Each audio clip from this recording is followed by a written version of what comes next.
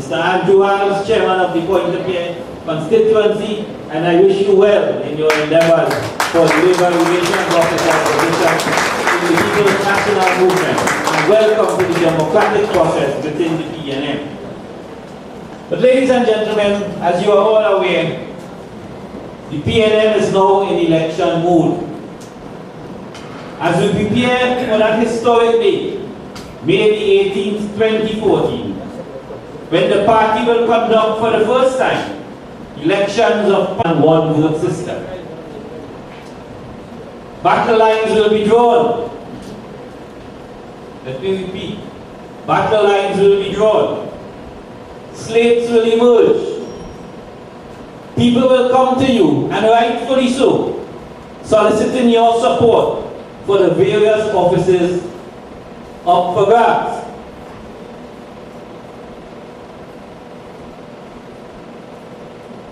Tonight, I call on all members of the PNM to take this election seriously, act maturely, act responsibly, analyze your candidate's track record. Most importantly, their record of service to the party. This is a party election. They must account for their stewardship to the party.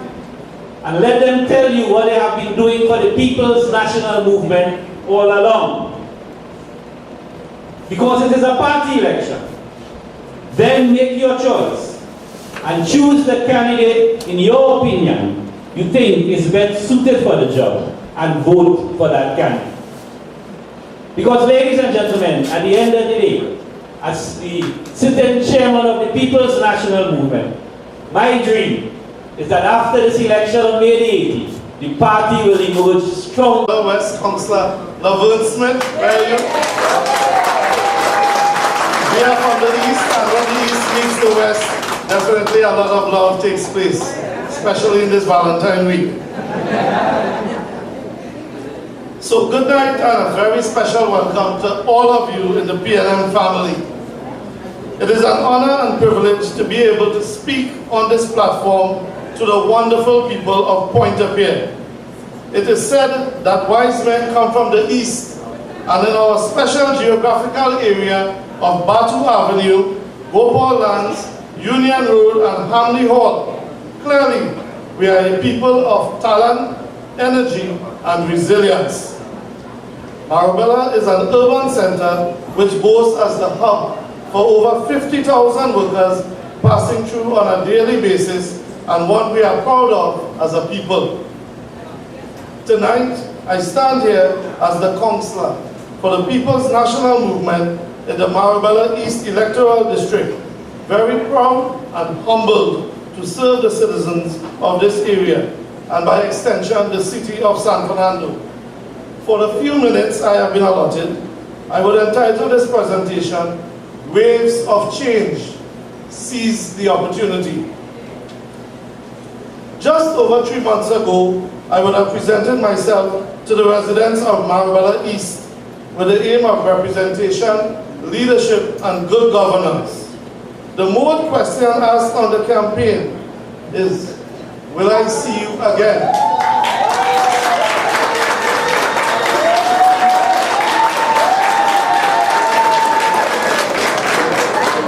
To welcome one of our former chairman of Prevatt, Mr. Gerard Ferreira.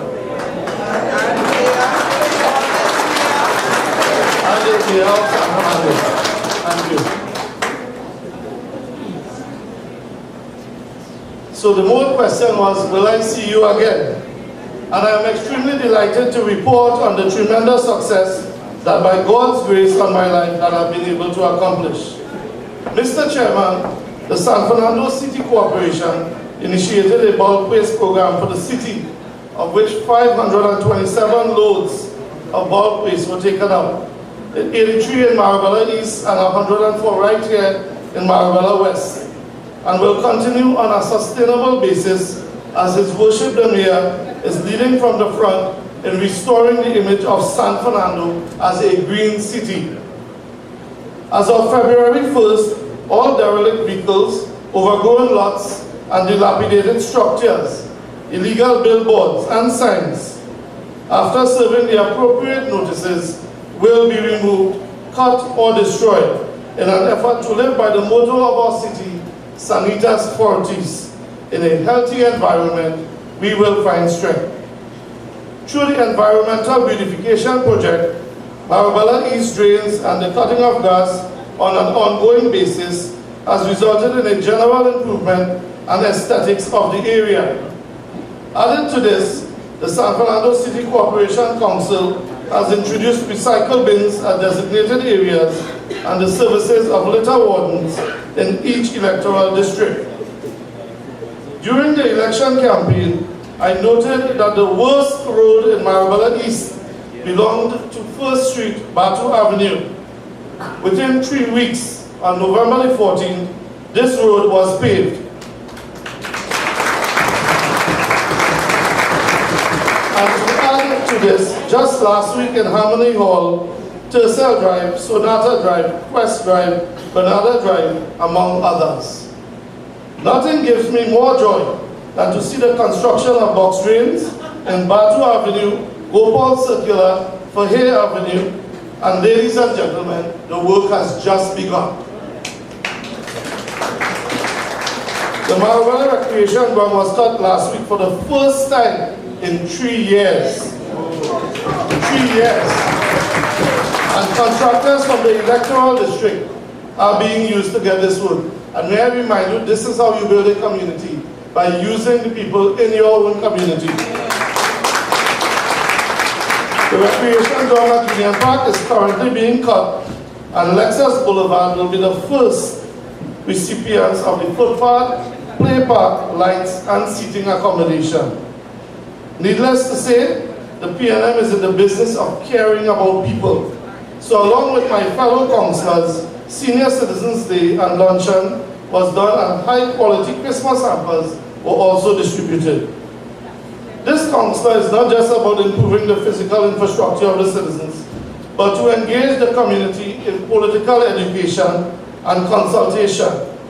This is why you will find me walking through your neighborhood, and just last week I gave out 670 letters communicating all the ways you can reach me through office, mobile, email, Facebook, and my walkabout. I mean business. This is why I've since met with the residents in each area about the plans we have for you. And may I remind you that you are the reason I am here, to represent and fight, advocate and aspire all that we can for the people of Marabella East. Allow me to put in a plug for our very first of what will be many events in rediscovering the community spirit which has so sadly been lacking. On Saturday the 22nd of February, we will be having the Marabella East 5K and Fun Walk. It begins at 6 a.m. and we are encouraging full participation. This council believes in everyone's involvement, so if you cannot run, you can come and walk with us, and we will be providing refreshments and prizes along the way. But more than that is to rediscover the community spirit. I can go on and on about what we have accomplished thus far, and it has all been by the grace of God. This is the beginning, so I covet your support and prayers. The waves of change are certainly blowing in Marabella East. Let us seize the opportunity together. May I say to you, PNM family, that the waves of change has been blowing on the PNM since 2010. We are all aware that there is an internal election coming up in the best party in the entire Caribbean. And this councillor has been asked by his citizens, who is he supporting? This councillor will be fully endorsing and giving his unequivocal support to Dr. Keith Christopher Rowley.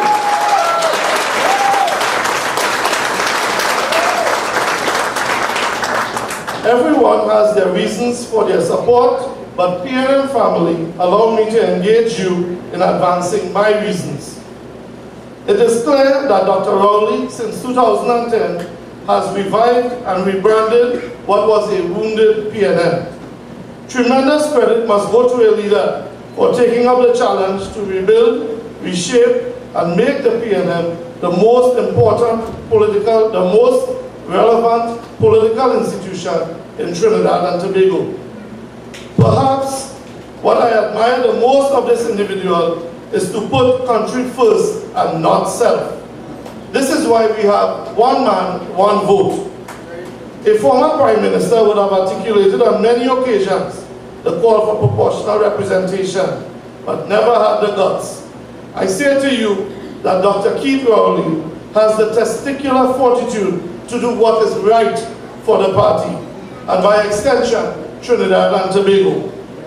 You, sir, have blazed a new trail, and I commend you highly, and by God's grace, you will win the May 18th election handsomely and carry us forward into the 2030 vision. Yet another reason why you have my support. We all know when there is no vision, the people perish.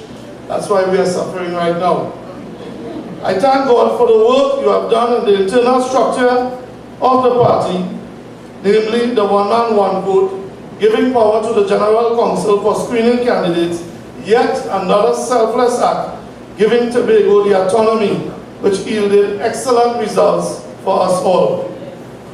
More than this, Dr. Keith Christopher Rowley made a call for the young people to stand up and to serve, and provided the opportunity for us to do so.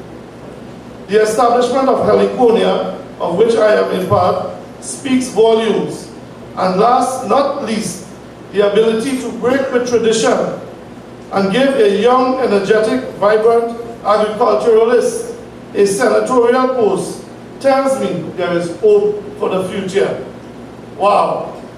Over and over, you have demonstrated to me how unselfish you are. Trinidad and Tobago need a leader who inspires all of us, who can lift our vision and sum up our hopes and renew our belief that our country's best days are still to come. Let me say how much I respect the work and dedication of Mrs. Penny Beckles. Let there be no doubt that there is one individual who has extraordinary gifts of leadership and character, one who refuses to be trapped in the patterns of the past. He is a fighter who cares passionately about the causes he believes in. I am proud today to stand here and offer my help, my voice, my energy, and my commitment to make Dr. Keith Christopher Rowley the re-elected leader of the People's National Movement, and by God's blessings and design, the next Prime Minister of Trinidad and Tobago. I am extremely proud to be PNM, heart and soul. It is embedded in my DNA, and I urge my fellow PNM family members God's richest blessings and success in all our undertakings. On the 18th of May, we will give God thanks in celebrating a historic milestone. And as one we will say, great is the PNM, great is the PNM, great is the PNM, and it shall be great. Thank you and God bless. Ladies and gentlemen, when I said he was a heavyweight, I was making a joke. And it brings to bear what I have always been saying, and it is, the best artillery that the PNM possesses now to win the general election of 2015 would be the performance of our local government representative. And after Mr. Sugden has spoken, I feel quite confident that that will bear fruit. Ladies and gentlemen, as we move into election mode, the PNM is a party of process. At a general, she's a consultant in international protocol and customer service. She has been a media practitioner for many, many years. No, not many, many years. She's still young, but for a substantial amount of years. She's an experienced media practitioner. Ladies and gentlemen, let's welcome to make a second major political address to the people of Pointe-à-Pied. Put your hands together for Senator Diane Barley. for a number of reasons. First of all, I am pleased to be in one of the most significant areas of Trinidad and Tobago. Forever etched in the history books is the evolution and legacy of the oil refinery. Originally built by Trinidad Leaseholds Limited and expanded by Texaco, transferred then to Trintoc when the government purchased the land-based assets of Texaco Trinidad Limited, and then incorporated into Petrotrin. This town is also home of the world-famous Wildfowl Trust. It is also an important port for the export and import of petroleum products. And Guaracara Park, how could we forget that? Known for its cricket matches and a host of other things. Why, I couldn't think of a better place to be tonight than in Pointe-a-Pierre. Amongst you, of course, and the gentleman poised to be the next Prime Minister of Trinidad and Tobago, Dr. Keith Christopher Rowley. On the 26th of January, the People's National Movement celebrated its 58th anniversary. And at this point, I realize, because he's not up in front, Alderman and Mayor of San Fernando, Mr. Kazim Hussein, I'd like to recognize him. So the People's National Movement celebrated its 58th anniversary with a lovely interfaith service at City Hall in San Fernando. And on that occasion, Dr. Rowley said that the time for reflection and joy is now. He said, we must remember from where we came. 58 years ago, things were different. The political landscape was different. For one, we were governed by the rules of colonialism, and after which we became an independent nation and then achieved Republican status. Dr. Rowley pointed out that likewise, in the People's National Movement, change is necessary for the party to stay relevant, for the party to stay attractive and modern. Change is inevitable. Timely and relevant changes are signs, strong signs of progress. One of those is the change in the party's constitution to allow you to participate in the internal election process. Of course, giving you, the party members, the power to elect a leader to take us into the general elections of 2015 via the one-man, one-vote system for the very first time. The man whose vision it was and who initiated this process is Dr. Keith Christopher Rowley. Focused on always putting country first and putting that responsibility in your hands takes a strong man, takes a brave man, a man with a sound and dynamic leadership skills. Leadership qualities I saw in him and admired for years now. As you know, I came from a media background. I spent 18 years there. You see, now I've given it away. 18 years on morning talk radio and primetime television anchoring. Of course, he is no stranger to me. He is a man who lives up to the movement's pledge to the maintenance of the rule of law, dedicated to the raising of the moral and material standards of the citizens of the country and the promotion of their progress in all fields, political, economic, social, moral, and cultural. I always admired how he conducted himself, both then and now. As a public office holder, the standard of his parliamentary contributions and, of course, his love for people. I am attracted to the People's National Movement because of people like him and because the party updates itself and stays relevant and promotes equality of opportunity for all and denounces, most of all forms of discrimination in public life. For those reasons, I urge others not yet on board to join the People's National Movement.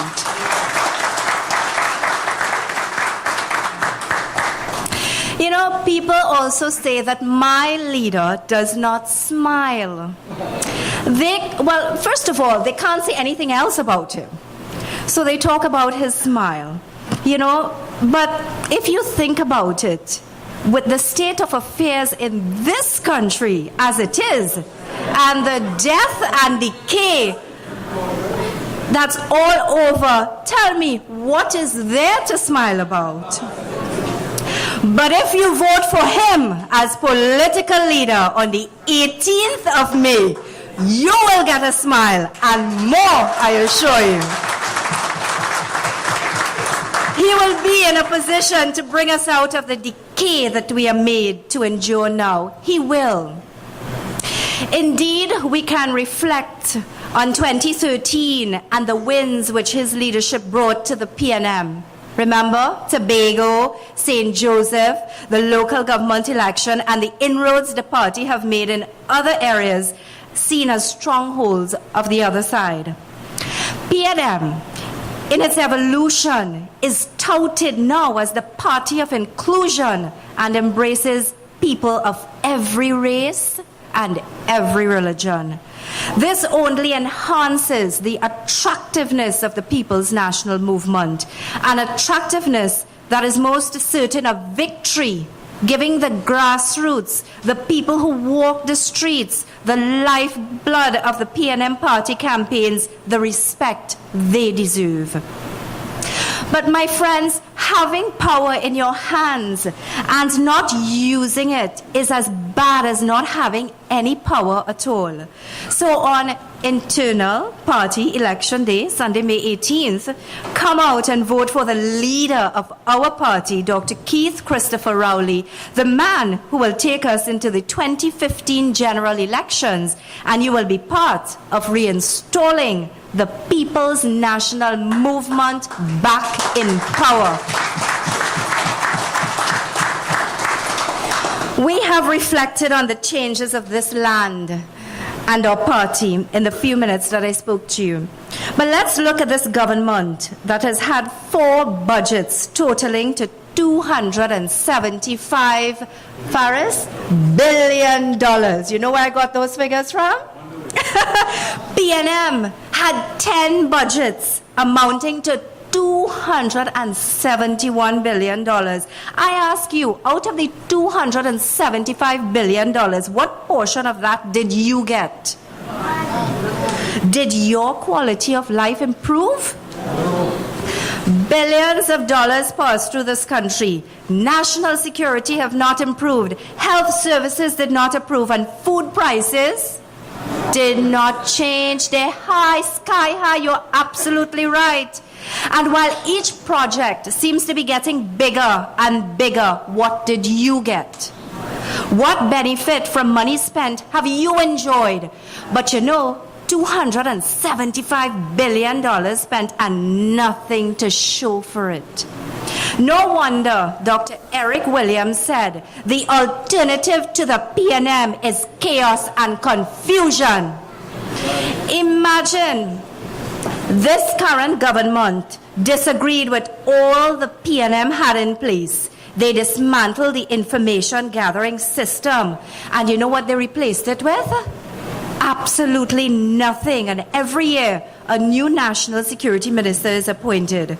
And things they did boast about and do boast about, like the free education system, secondary and tertiary education, are as a result of PNM policy. This government, who said they'll treat with crime in 120 days, has put this country in crisis. In their manifesto, if you check it out, pages 26 to 30, they claim that they had all the answers to crime, you know. Do you feel safer? And I brought some information which I wish to share with you, and it's the total serious crimes reported and detected from January 1st to December 31st, 2013. Right? And I just want to do some cumulative figures for you. In Trinidad and Tobago, last year, 2013, murders, 406 murders. You know what the detection rate was? 51. 406 on detection, 51. Woundings and shootings, 542 reported cases. You know how many detected? 131. Burglaries and break-ins, 2,967 reported. And detection, 349. 1,047 larceny of motor vehicles, 1,047 reported. You know how much detected? 48. What's a word we could use for that? Shameless. And to make matters worse, holders of national office are not accounting to you, the people. You want answers. But fear not, my friends. According to a leader, Dr. Keith Christopher Rowley, he said down at City Hall in San Fernando, there is no shame in falling. There is shame in not getting up. The People's National Movement has a lot to be proud and grateful and thankful as we continue to work for a better quality of life for all citizens of Trinidad and Tobago. PNM people, members, I urge you to check your status. Make sure your name is on the voters list. If you have friends and family who want to vote and are not members, let them get in touch with members of your constituency executive and fill out a registration form. The cutoff date for registration is February the 28th. And come out and vote for internal elections, because you are voting for the leader of the party and by extension the next Prime Minister of Trinidad and Tobago. The power is in your hands. And finally, I want to share with you an issue that baffles me. From primary school, you know, we were taught to treat everyone with respect regardless of color or creed and race. But come election time, some people propagate tribal politics as opposed to policy. Can you believe in our beautiful, colorful Trinidad and Tobago promoting the race card and tribal politics in this day and age? We must reject politicians and other persons who appeal to the population on the basis of race and religion. Instead, we need to commit to unity and to harmony. Appealing to the baselessness of tribalism and threatening our unity only when it is convenient is condescending, it's disrespectful, and it's disgraceful. Instead, we need to show how mature we have become and show the rest of the world that we can have strength and harmony in diversity. Some persons are against this transformation, but I urge you to embrace it and work together for this common cause of returning the People's National Movement back to power.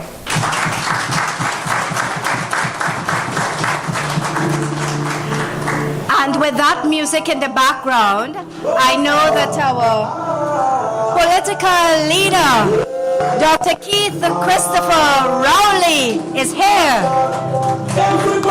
Let's hear it for our political leader, Dr. Keith Christopher Rowley.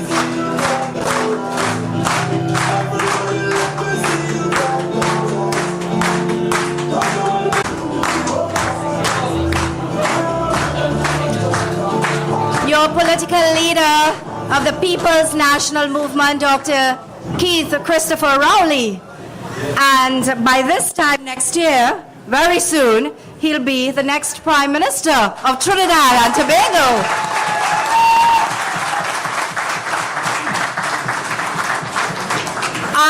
I just have about a minute again to go, but I would like to recognize the leader of the Senate. I saw her about, Mrs. Camille Robinson-Regis. Oh, there she is, looking effervescent and beautiful as usual. Yes? Some persons, as I was saying, are against this transformation, but I urge you to embrace it and work together for this common cause of returning the PNM back to power. The journey to that victory starts now, and every battle needs a leader. Dr. Keith Rowley took us to victory last year again and again. He is on a winning streak. Get registered. Make sure your name is on that list in advance of voting day. Warren Bennett says, leadership is the capacity to translate vision into reality. Dr. Rowley did so for us 3 times in 2013. And this is testament enough for me to get up on the morning of Sunday, May 18th, say my prayers, get dressed, make no excuses whatsoever. You know we like to make excuses on election day. Make no excuses whatsoever and go to the polling station and vote for the first time for the leadership of the People's National Movement. I believe that people are not brought together by accident, you know, but by a duty we have to collectively execute the Master's plan. People who enter our lives enter so for a reason. With the support of each and every one of you, we can bring about that change. We are not here by chance, but by the movement that is the People's National Movement, and united we can make that change. Great is the PNM, and we shall prevail. For one of the new faces we have introduced to the national population on behalf of the PNM, Mrs. Diane Balde Singh. Ladies and gentlemen, I just want to debunk another piece of misinformation that is in the public domain. Under this document called Rules and Regulations, specifically for the elections of officers of the party of 2014, there's a section called Eligibility to Vote. And that was discussed by the General Council. And when we came to the issue of financial versus non-financial members and who are in arrears of dues and how we will treat with that, that is the only matter on this document that was deferred to a subsequent General Council meeting. Because we are, as a party, in a dilemma.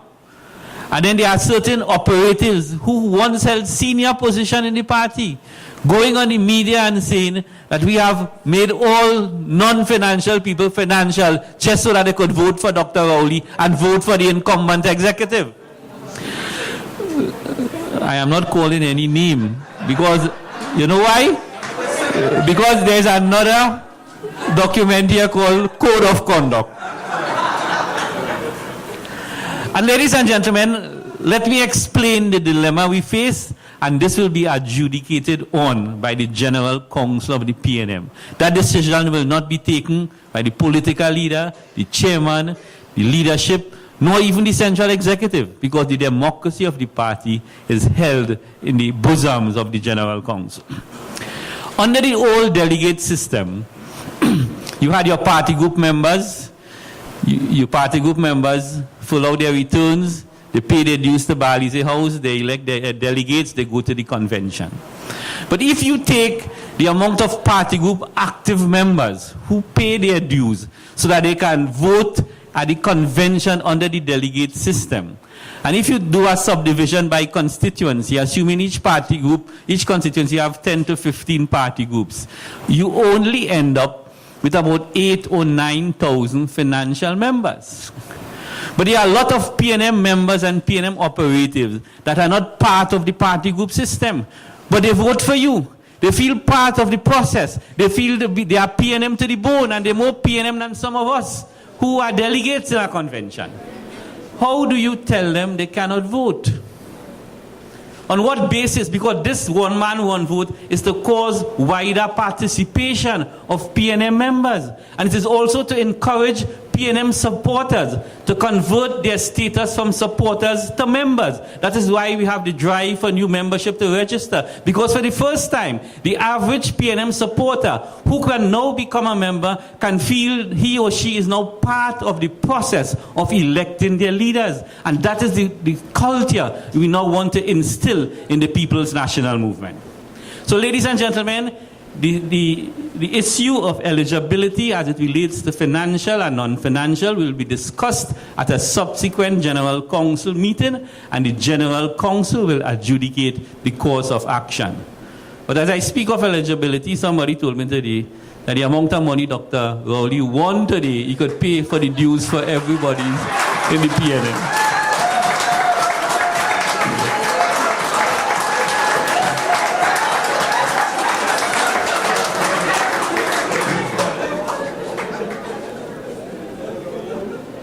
Ladies and gentlemen, our next speaker is no stranger to politics in Trinidad and Tobago.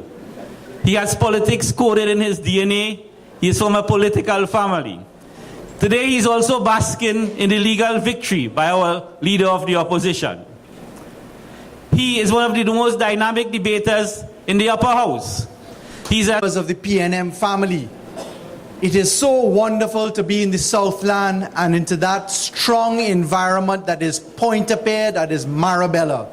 Ladies and gentlemen, I know you're anxious to hear Dr. Rowley speak, and I hope that you will permit me a bit of pause to say, all protocol observed tonight. Ladies and gentlemen, I'd wish to contract that protocol by saying there are so many distinguished members of the officers who comprise the officers of the movement here tonight, who comprise current sitting members of parliament in the upper and lower house, who comprise past members of parliament, once in the upper house and once in the lower house.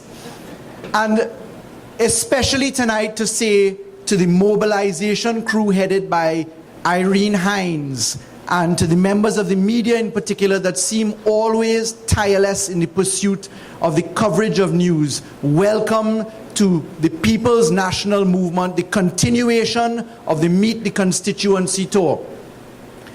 Ladies and gentlemen,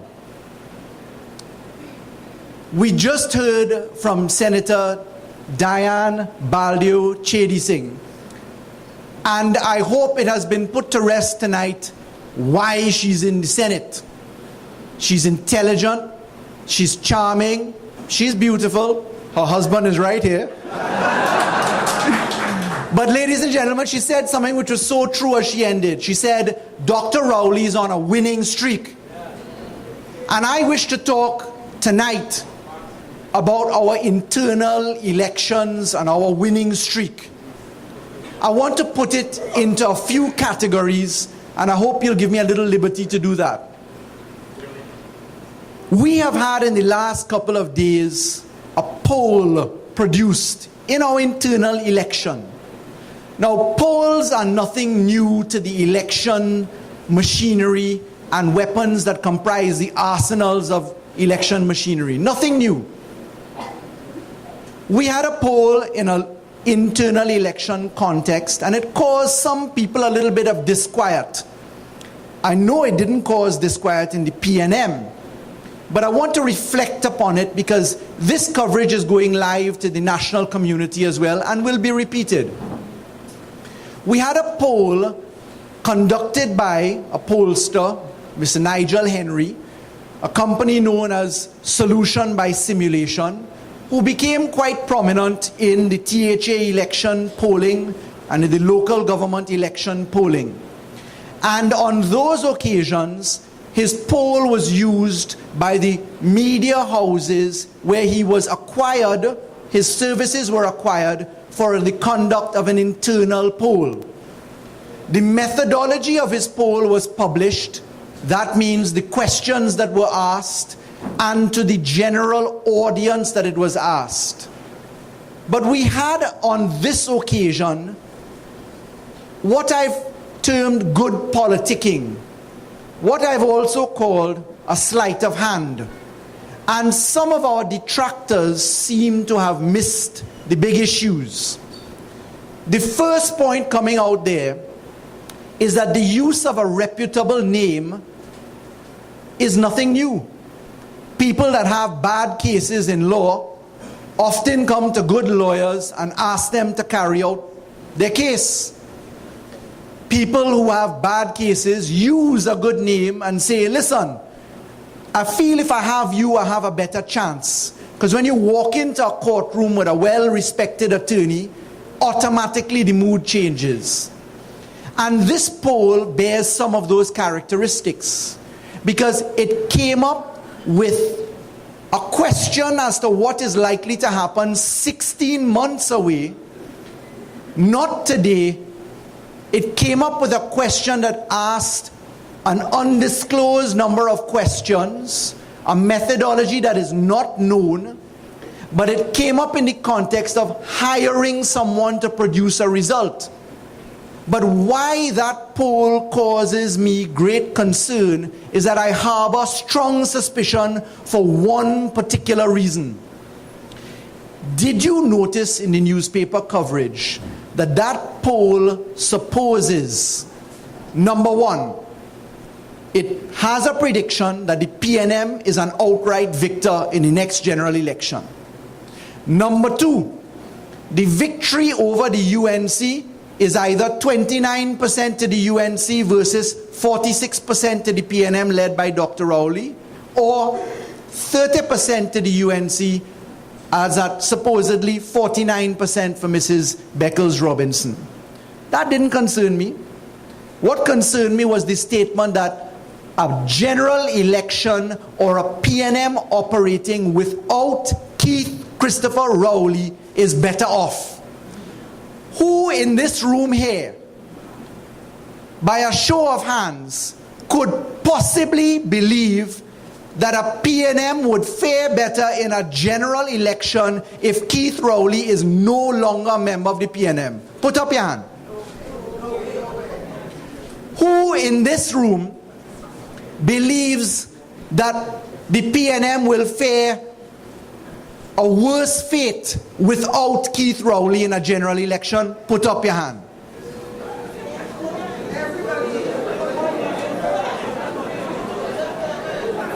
I take it that some hands are a little heavy holding a drink or want to clap, and so they can't put up the hands, right? But ladies and gentlemen, I view it as an impossibility, statistically, logically, and morally, that the PNM could ever fare better without Keith Christopher Rowley in a general election. And I want to tell you why. I want to tell you why. The rationale for me is on track record. And permit me to reflect upon this track record. Dr. Rowley came into the PNM's leadership in 2010. Dr. Rowley said to the PNM members of parliament who were facing a budget coming in September 2010, he said, members of my team, of the PNM team, we are going to vote for the budget. There was silence at the table. There was reflection that no opposition in the history of Trinidad and Tobago has ever voted for a government budget. And then Dr. Rowley said to us, it is important that we are responsible to the people of Trinidad and Tobago and recognize that with a PNM having given up its tenure 2.5 years into its term, that the vast majority of policy and items to be delivered must, under this government's budget, include PNM items. And therefore we ought not to oppose for opposing's sake, but we should instead do the business of the people fairly in their best interests. And so we as a parliament voted every man on a division where everyone is called upon, and that's unheard of in a budget. But on a division, we voted to the man, yes to the budget.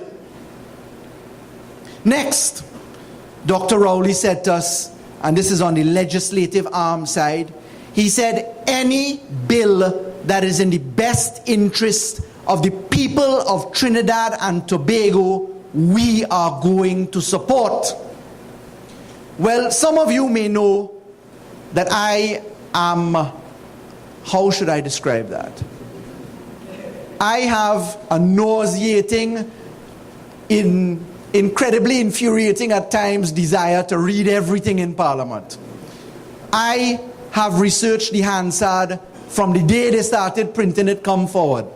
I've read my grandfather's speeches. I read Eric Williams' speeches. I've read the speeches of every single member of Parliament that sits now opposite me. And I have never seen, with any degree of frequency or discernible characteristic, an opposition vote for anything that a government promotes. And in particular, the UNC never voted for anything on the PNM side. The COP, when it broke away and constituted itself when the UNC was in power, did in fact vote.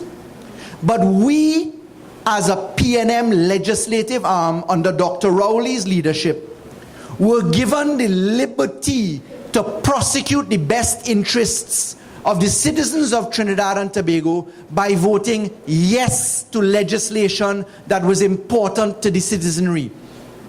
And we did so, ladies and gentlemen, even when the independent senators voted no.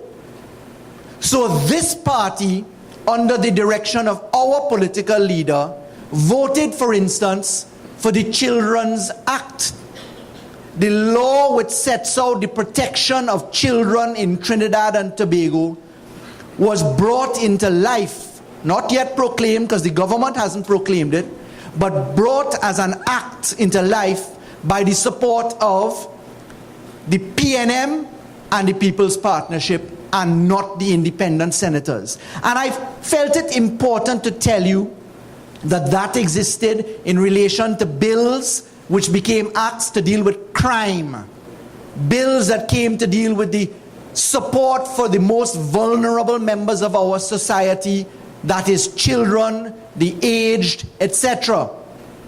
And ladies and gentlemen, we, in the best interests of the people of Trinidad and Tobago, under Dr. Rowley's leadership, also voted against legislation which was detrimental to Trinidad and Tobago. So what we had by way of leadership was Dr. Rowley telling us, prosecute the best interests of the people of Trinidad and Tobago, but resist where you have to resist. And we did so for the defense bill or the soldier bill.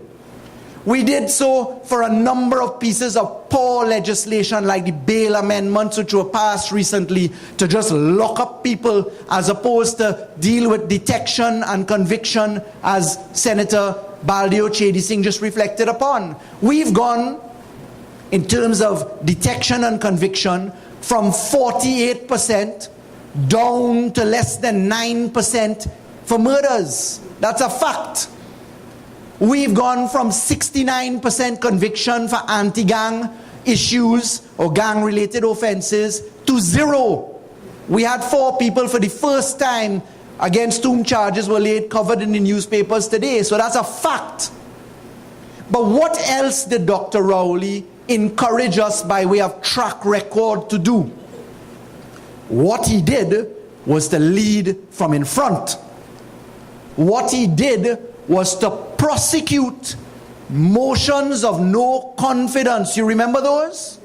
You remember the first motion of no confidence, ladies and gentlemen? Dr. Rowley piloted a motion of no confidence. And what I remember distinctly in that motion of no confidence was that the biggest tool in the weaponry of the members opposite to us, that is the UNC, was not anything they had to say to justify by their own record, but was a letter from one of our party members. That letter was read over and over and over again. And when Dr. Rowley raised issues from how certain ministers were spending money without accountability, right down to the management of our national security system, right down to the management of the finance and affairs of the economy of Trinidad and Tobago, they laughed. Some of our own members laughed and had no faith. But what happened next? Do you remember? In the motion of no confidence, we tackled finance and the economy. Did you notice that the Minister of Finance was changed? In the motion of no confidence, we tackled national security. Did you notice the Minister of National Security was changed? In that, we tackled issues to deal with Tobago development. Did you notice that the Minister of Tobago Development was changed? Every item that Dr. Rowley prosecuted and led from in front by encouraging our legislative arm to prosecute, every item resulted in change. To the point where I was appointed as a senator by Dr. Rowley's direction in 2010. Sitting opposite me now in the Senate are only 4 people from 2010. 4 out of 15 people opposite me, if you include the president, 16, are people from 2010. Everybody else changed. Look at the number of ministers of national security that we've had. We've had 6 when you count the junior ministers. We've had 3 ministers of justice. We have had several ministers of finance if you add the junior members of the Ministry of Finance. We've had a revolving door syndrome in the government. So what's the next item? Do you remember the motion of no confidence into the affairs to deal with Jack Warner? What happened then? It took Dr. Rowley leading from in front again to drag the government to the foreground, to bring them forward, to tell them to deal with the issue of the office of the Minister of National Security. What happened next? Where is that Minister of National Security today? Once best friend to the government, where is he now? Do you remember the motion of no confidence into the Attorney General, otherwise known as the motion of no confidence to deal with Section 34? Do you remember that? Well, let me tell you what I remember about that. When the PNM objected and prosecuted the case of the surreptitious, deceitful proclamation of Section 34 from the Administration of Justice Indictable Proceedings Act by itself, unexplained, in the dead of night, just before independence celebrations, when that was not enough in the Parliament, a gentleman named Dr. Keith Christopher Rowley said, "We hitting the streets to march." Do you recall the numbers of people that turned up for those marches? Do you recall the feeling of awe and inspiration that we felt when we sang the national anthem in front of the Hall of Justice on the first march? Do you recall a Minister of National Security had to take a helicopter from fighting crime to follow our march, to take pictures when they bend a corner and they can't see the line in front and the line behind, to say 34 people turned up? You recall that? Well, I want to tell you my little story on that. I had, as a person that manages legal affairs in the PNM, I had no permission to march. And I was, "Dr. Rowley, we have no permission. We can't march." And my leader said to me, "I don't care what you say, I'm marching." I said to him, "Rohan will bear me out, Mr. Sinana, deputy political leader. Doc, we can't get a single man to give us PA system so we could mic and talk." He said, "I don't know about that. If I have to shout from the top of a truck, I go in." So I had to go back to the laws of Trinidad and Tobago and refresh my memory that you could walk the streets 2 by 2. So I was trying to figure out the logistics of getting thousands of people to walk 2 by 2 in a line. Thank God we got the permission to march in time.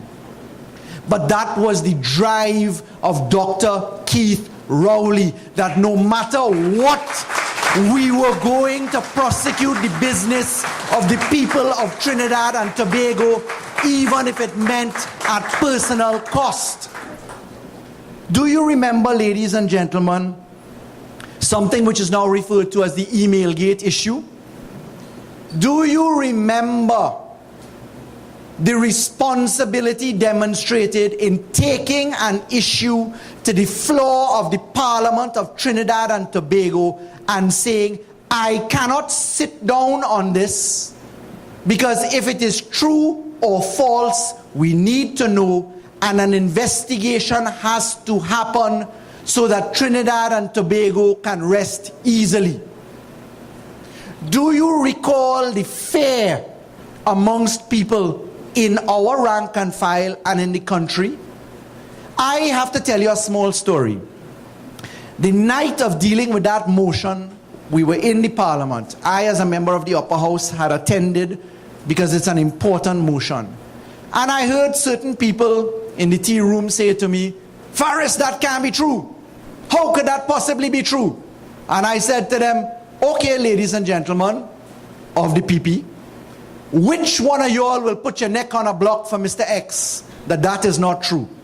I have to be careful. Not a man put up their hand.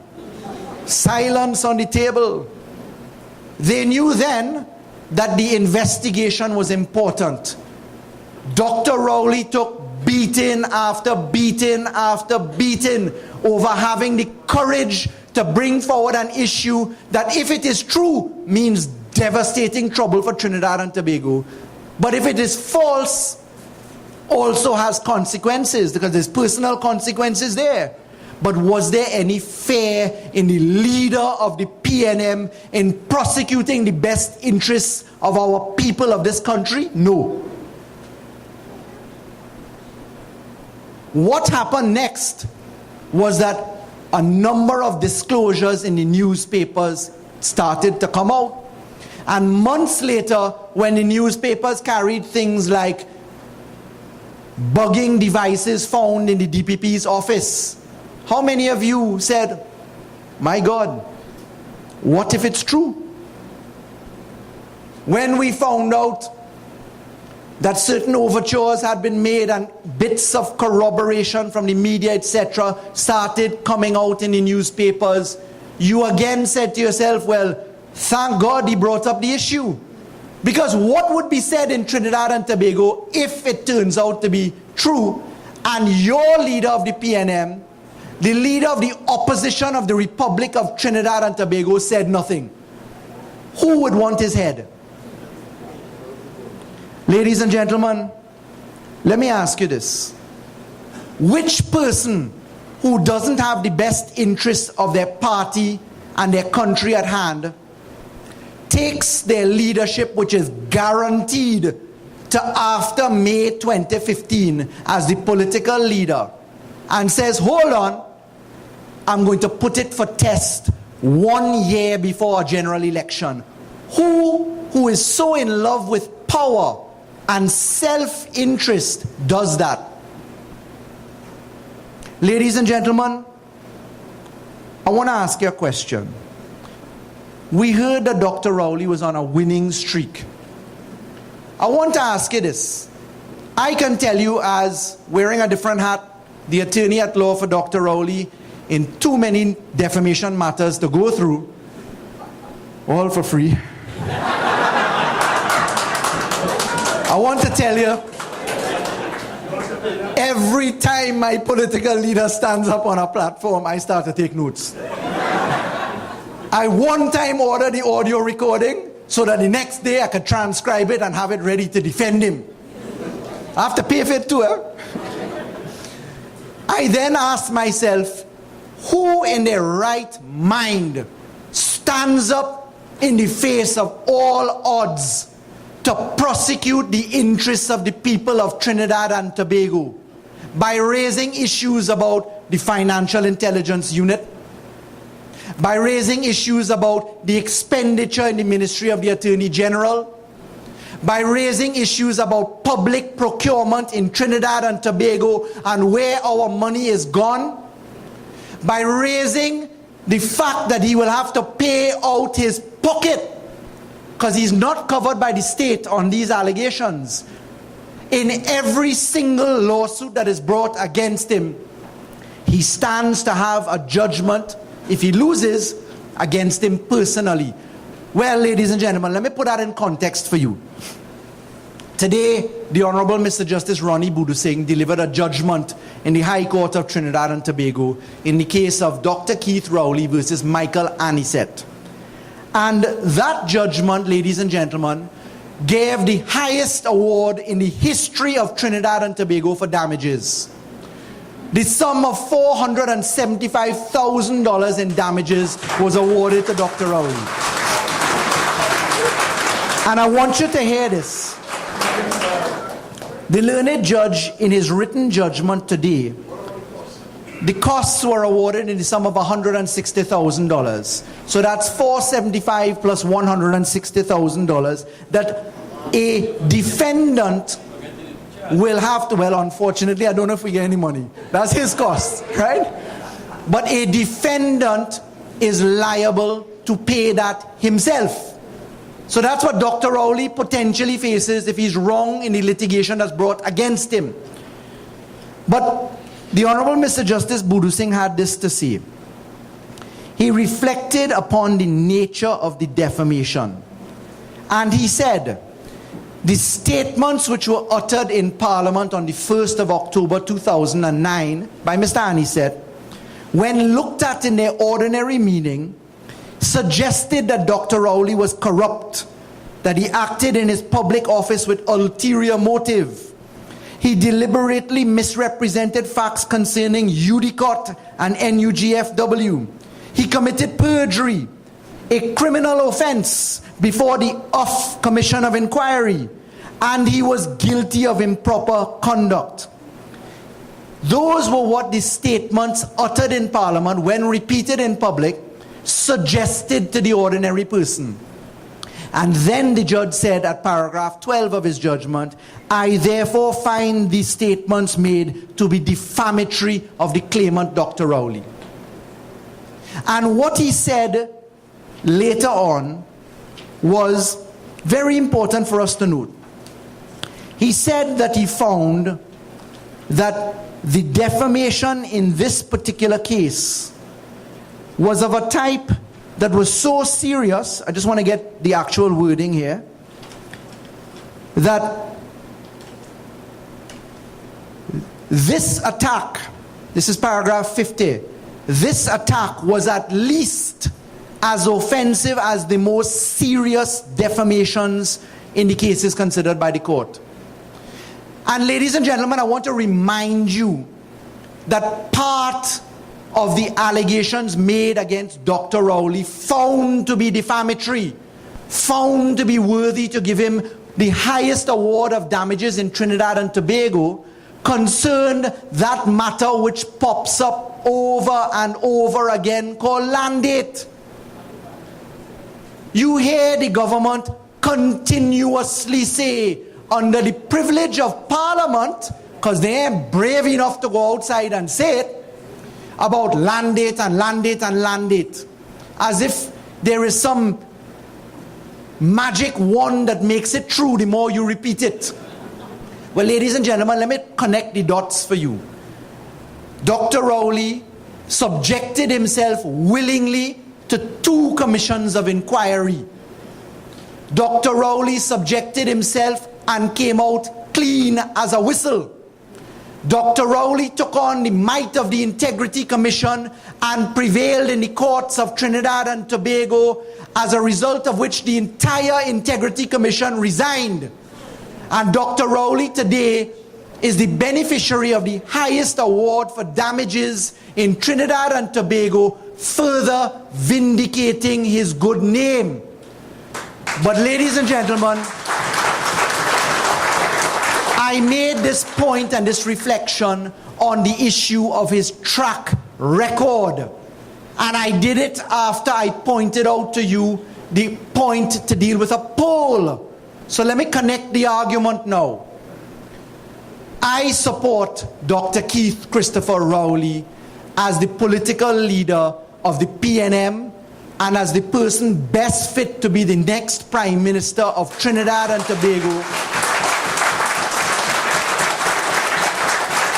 Because he has a proven track record for honesty, integrity, and more so courage when no one else will step forward.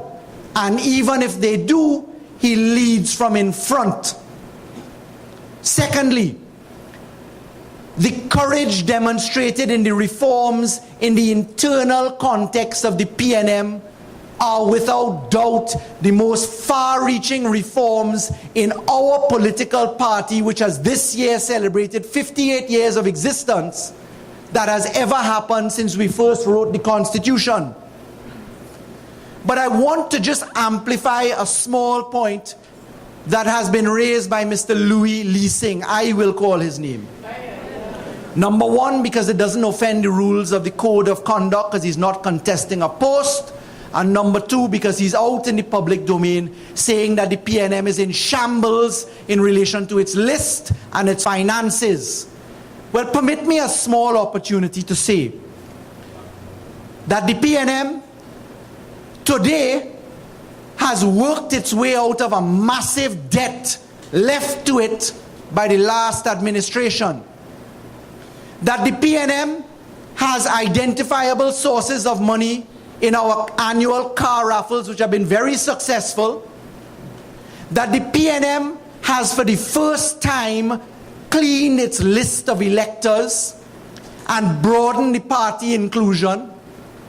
That the PNM looks and feels like a champion. And if you look at our public relations, forgive me for putting it, I know I'm the PRO. Tell me if you have ever seen public relations or the PNM look the way it does today. Look at our convention. Look at our television interaction. Look at the frequency and the timing of our meeting of issues. And ask yourself, who led that? The answer is, ladies and gentlemen, Dr. Keith Rowley. So, ladies and gentlemen, there is so much more that I would like to discuss, but I've been given the word to wrap up. And so I must, as a dutiful servant of the PNM, do so. But may I express my gratitude to you all for your support. May I again endorse in closing the candidacy of the incumbent Dr. Keith Christopher Rowley. And may I remind us all that if the General Council were to decide that we have to be financial or non-financial to vote in this election, number one, we all have only one vote. Number two, it is only for this election, because we intend, under Dr. Rowley's administration, to clean our party and to keep it on the right path. So, ladies and gentlemen, come out and vote for Dr. Keith Christopher Rowley as political leader. And if I could say so, when I put my nomination in, think about your boy well. Thank you. Ladies and gentlemen, our distinguished PRO of the People's National Movement, we are proud of him. Let's see another round of applause for Senator Faris Alwari. In that, I want to tell them, stay out of PNM business.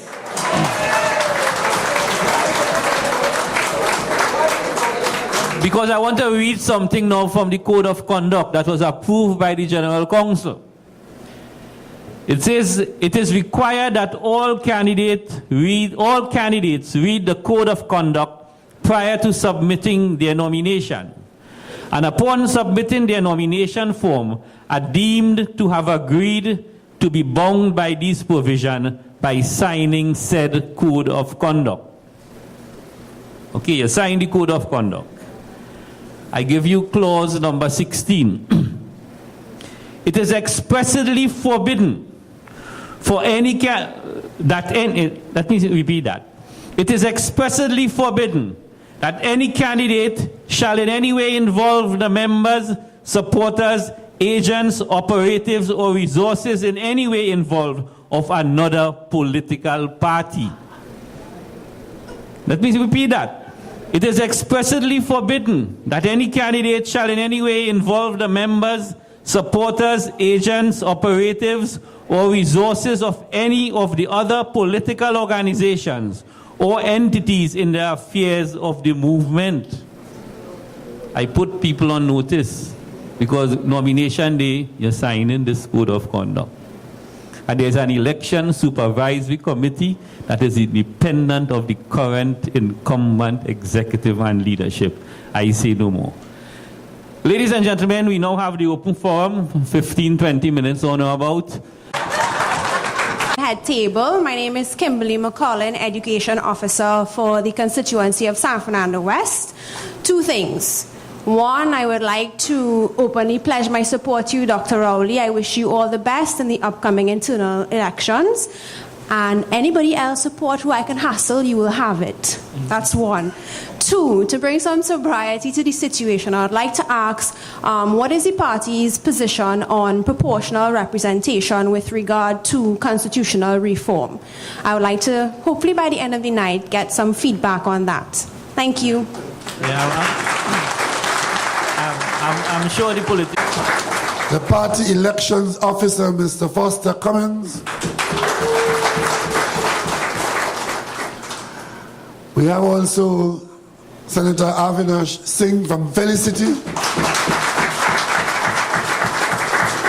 And while not holding office, but having played yeoman service to the development of Trinidad and Tobago, I want to make special mention and acknowledgement to Mr. Malcolm Jones.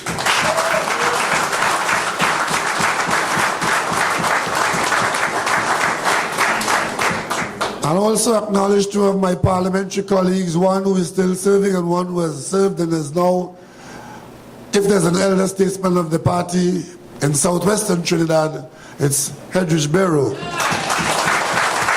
As I acknowledge my parliamentary colleague, also a former cabinet colleague, one for whom I take responsibility, former Minister of Government and Member of Parliament for Pointe-a-Pierre, Mrs. Christine Kanglu, sitting next to the Member of Parliament for Labray, the man who fights for his constituents, Mr. Fitzgerald Jeffrey. Councillors from the city of San Fernando and visiting councillors, members of the PNM family. I don't have a lot of time tonight because I hate to keep you out beyond 10 o'clock.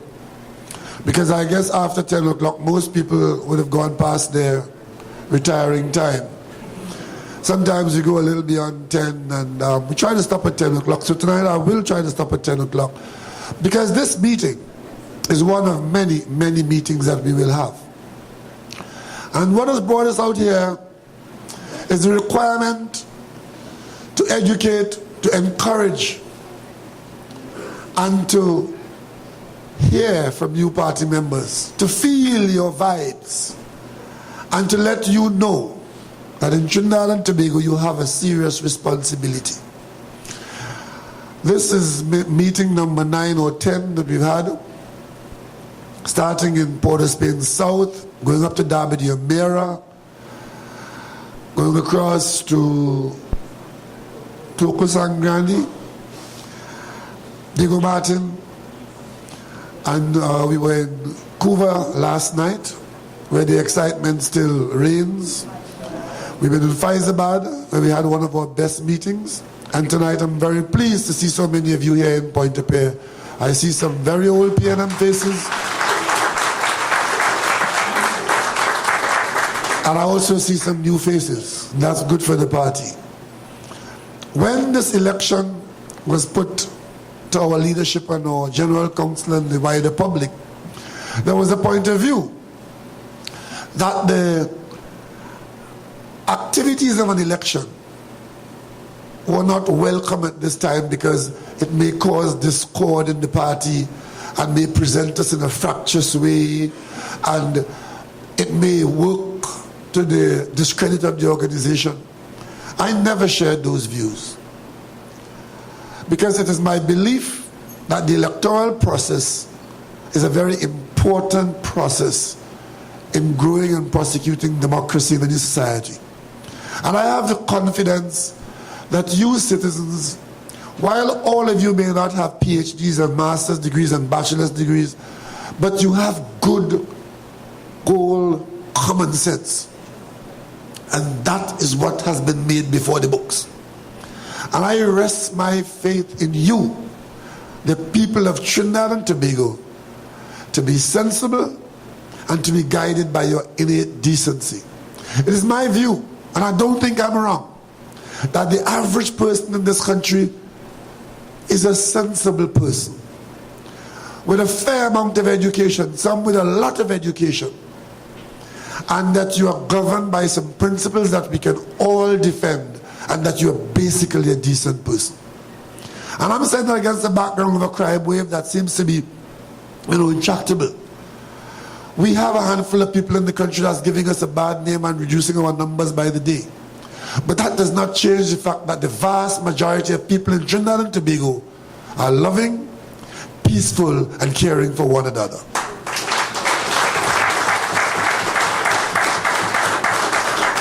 And this is my understanding of you. And that's why I said, if we have an election and we give you the opportunity to take some more responsibility, you will take it. And that participation will bring out of you, not your worst, but your best. That's what I'm seeing here tonight. This election is mobilizing the PNM like no other action could have done. And we'll mobilize straight into the general election. That's what we're doing here.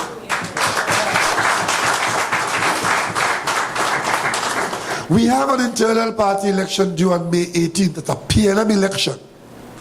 And PNM attracts all kinds of viewers and visitors. I'm hearing, good things, bad things about me and my colleagues, my friends, my team, my whatever. One of the things I'm hearing all the time from some people who are not in our team, because we have a team, is that the leader is not inclusive. Have you heard that? Well, if inclusive means that I have to include the ILP and the UNC, then I'm not inclusive. But insofar as the PNM is concerned, I include everybody, because as political leader of the PNM, I'm political leader of everybody in the PNM. So this talk about inclusive usually comes from a corner which says, if I am not selected for that assignment that I want, the leader is not inclusive. Maybe you might have disqualified yourself, But we're not going to discuss that tonight. We have a lot of time to discuss that. But let me just go to a couple of serious points I want to make to you, because a lot of officers of the party, functionaries of the party, and many of you party members who don't hold office, you have stood up and you have said loudly, enthusiastically, and believably that you endorse my candidacy to continue in office. And you have reduced the workload that I had in this campaign to try and sell myself to you. There's still a lot about me that you don't know, but we'll have time. Because if after 30 years in PNM, public life politics, if you don't know enough about me, if you don't know me by now, you'll never know me again. So all I want to do at this stage, as I acknowledge the party field officer who always gets lost in the acknowledgements in their parish,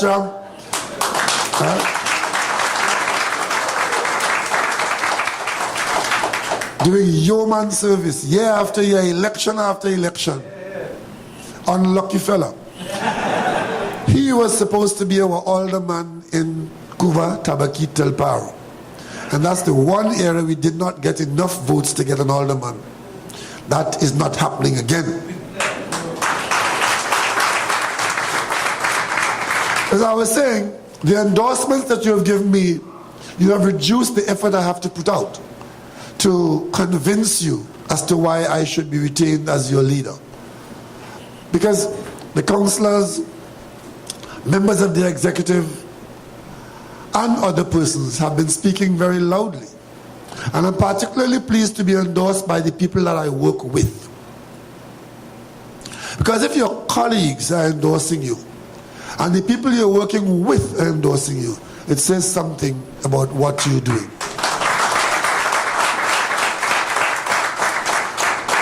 Because what do you expect, either internally or externally? If there are persons competing against you, they're not going to praise Caesar. They come to bury him. So don't expect my opponents to praise me. I don't expect to get any good mark from my friends in the UNC. I have friends in the UNC, you know. But what does it serve their purpose to portray me as anything good? And for those who are opposed to me in the PNM, if it is their wish and their desire, their ambition and their expectation to remove me, don't expect them to praise me.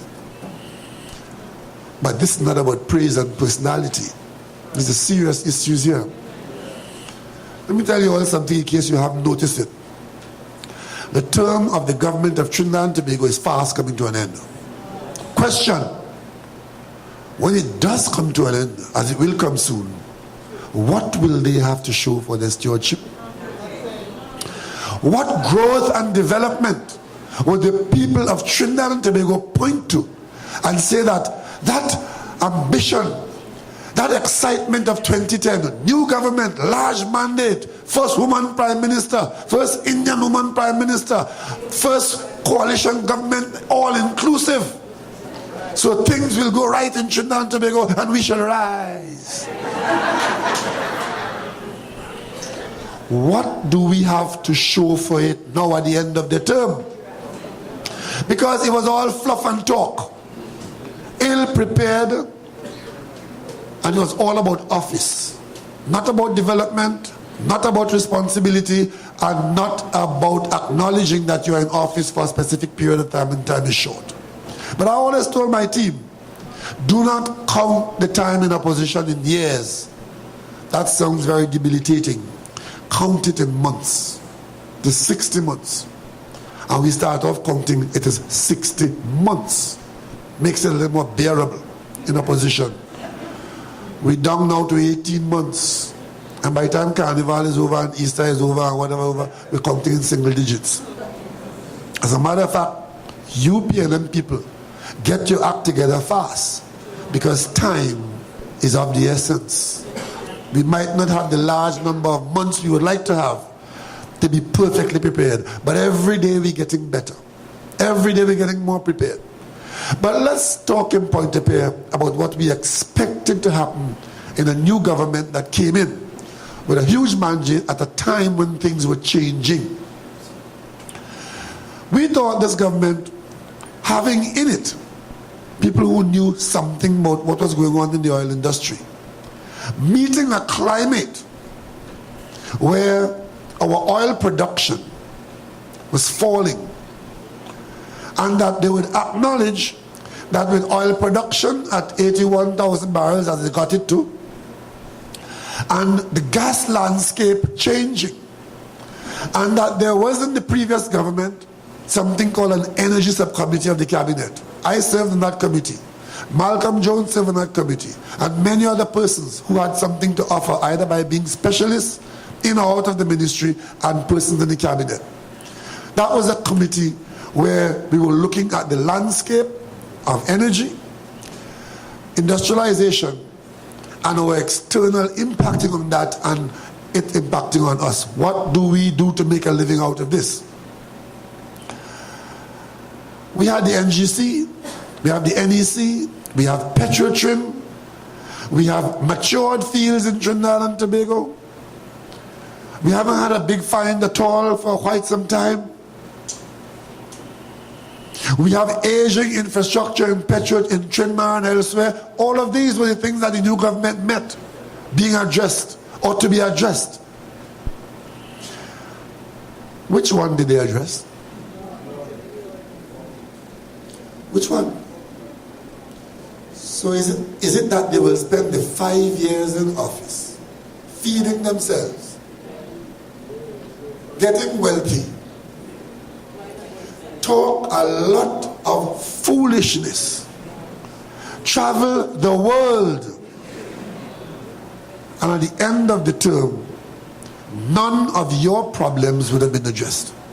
One of the things that was on the table is, what do we do about the refinery in Pointe-a-Pierre? with respect to, do we have more refining there or less? What do we do with NGC, NEC, with respect to positioning our expertise as an oil-producing, gas-producing country that industrialize ourselves on a smaller scale, but very effectively, to market that to people who are now coming into the market? We had our eyes on Ghana, on Uganda, on Tanzania, where now these friends of ours were coming into the energy producing field where we were 25 years ago. And they, having a commonality with us, in more ways than one, saw us as their leader. Many of them came to Trinidad and Tobago to see what we have done and was suitably impressed. It was under our tenure that President Museveni came here by our invitation. And when he came and he saw what we were doing, he went back home and he told his brothers in Africa what was happening in Trinidad and Tobago. And Point Lisas is a jewel that they all want to wear in their crown. At that same time, Ghana was discovering gas and wanted development the way we had developed here. And they started sending some of their young people here to be trained in preparation. And when they begin to produce their own, they will have a cadre of people who are trained the same way we were trained 25 years ago. How did this government advance that process? Tell me. They did absolutely nothing to advance it. And insofar as they did anything, they hurt our image in the international environment. Our first foray was into Ghana, and we were already there. Because at the level of the presidency in Ghana, we were known and we were wanted and we were out front, literally being given on a platter, the Ghanaian hydrocarbon industry, to play whatever role we wanted to play in it.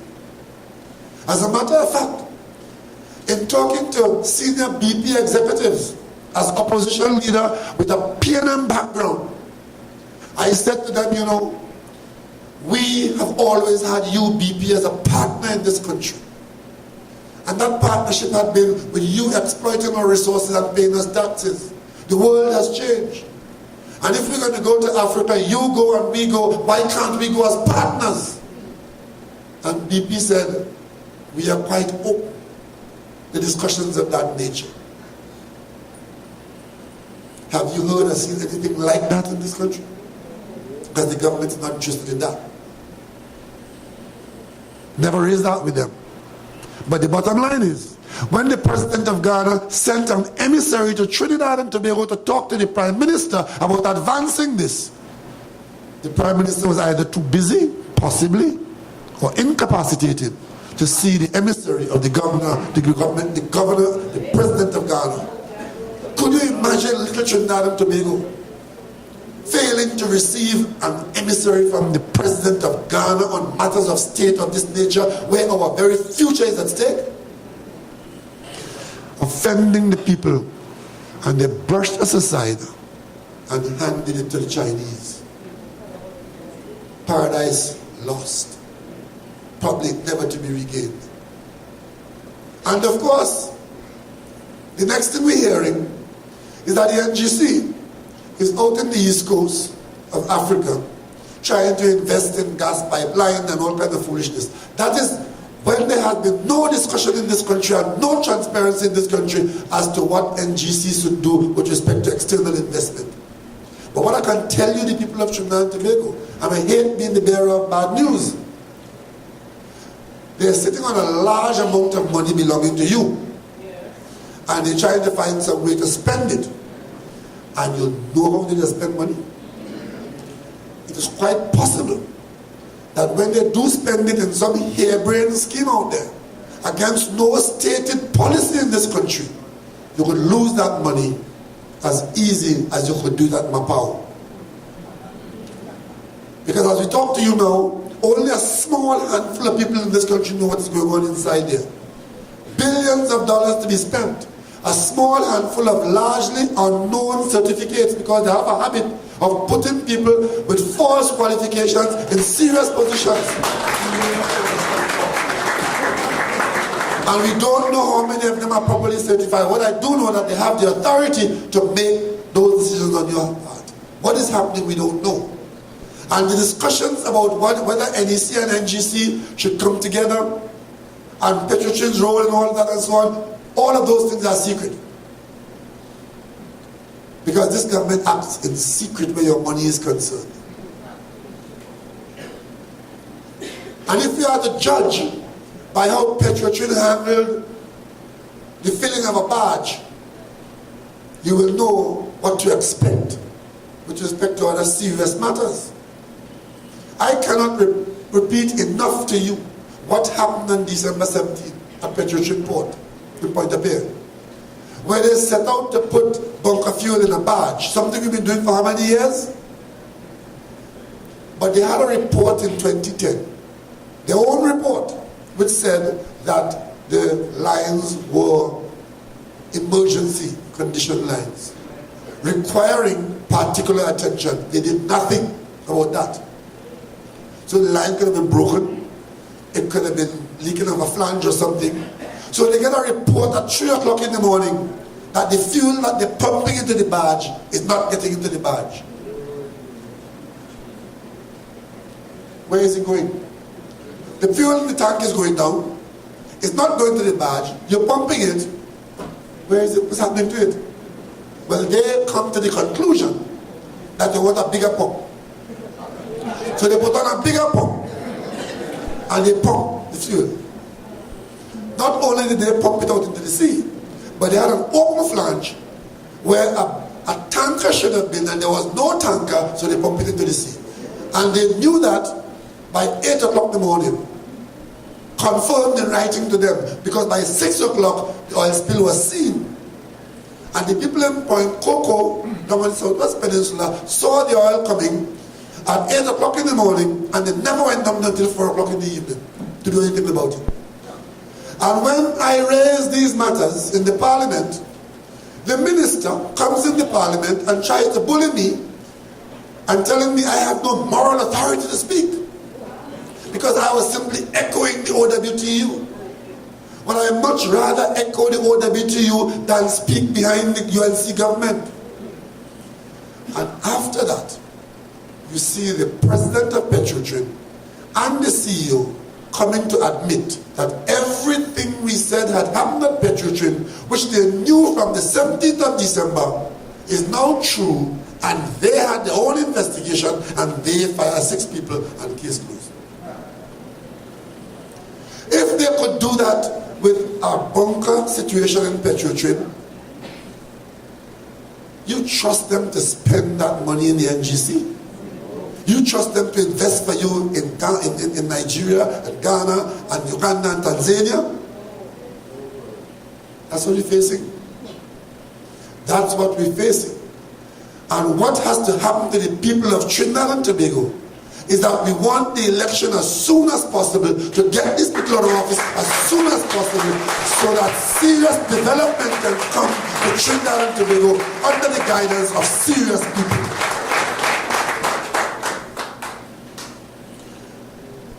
The Minister of Finance, Mr. Winston Tukaran, who I want to spend 2 minutes on tonight, spent his time as Minister of Finance taking orders from UNC ministers.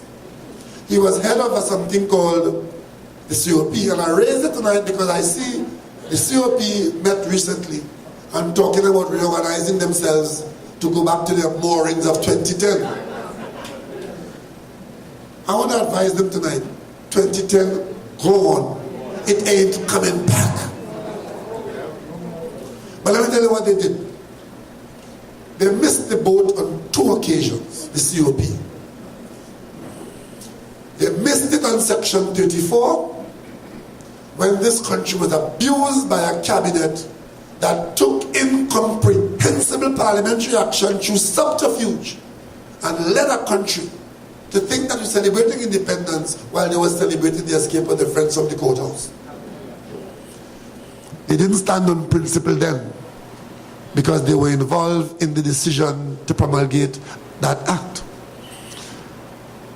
And they missed it again when Jack Warner came to them and told them to start that highway to Point 14 the way that they did it. That highway to Point 14 is a scandal. And right now, we the people have no idea what's going on there in terms of how much money they're spending, what they're paying for land, how the project is progressing, and so on and so on. All we're getting is untruths from the government ministers. But that project should never have been a problem for us. Should never have been. It's a straightforward road project. They met it, they're ready to go. But you know, they deliberately did not walk the road of getting proper financing for that project. Because if they had done that, they could not be doing what they're doing now. You will see the people, the route movement, arguing, and you might think that they're a nuisance. But the point they're making all the time is that there were certain requirements that had to be done.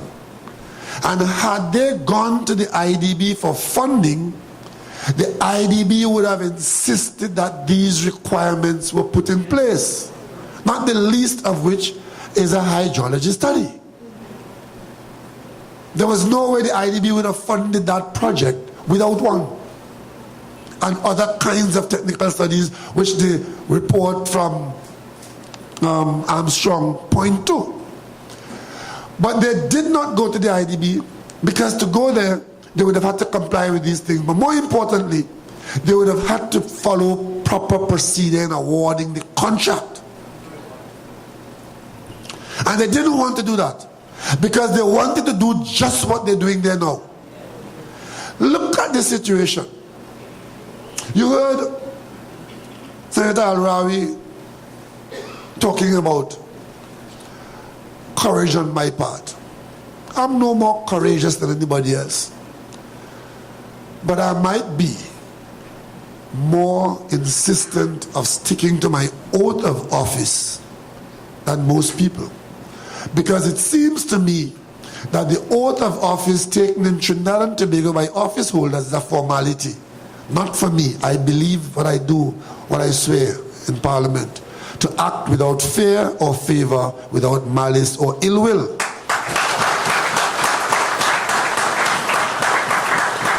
That's the only difference. When you believe in that oath, to act without fear, and that's the first word, you swear to act without fear or favor, malice or ill will. That fear is not fear of somebody cuffing you down in the road, you know, or fear of losing your life, you know. The biggest fear that you are required to act without that fear is fear of losing the very job. Because once you have fear of losing the position, you cannot act properly when you are confronted by serious situations. And that is why when I took my positions in the PNM, I knew that it could cost me my job. But I had no fear because I had taken an oath of office to act without fear. What did Winston Buchanan do? That project was first stopped. When they came into office, they stopped it. They fired a consultant. Okay? That gave the impression that they thought it was a bad project, like everything else PNM that they shut down. It turns out it is now going to be the single largest project ever embarked upon by the people of Trinidad and Tobago. Get that?